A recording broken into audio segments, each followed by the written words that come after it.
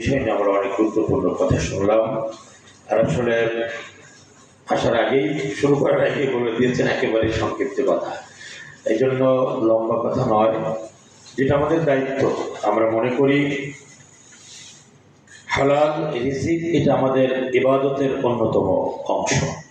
রিজিক যদি হারাম হয়ে যায় তাহলে আর যত বড়ই আমি ভালো কাজ করি না কেন, তাহলে আমার কোনো ইবাদতই কবুল হবে না।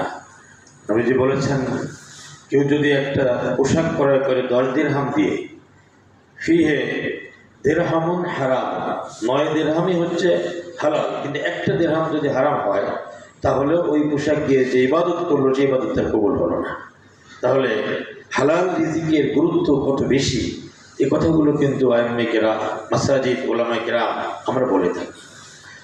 আর ইসলামী ব্যাংক কেন প্রয়োজন এটাও আমরা ইতিমধ্যে শুনলাম।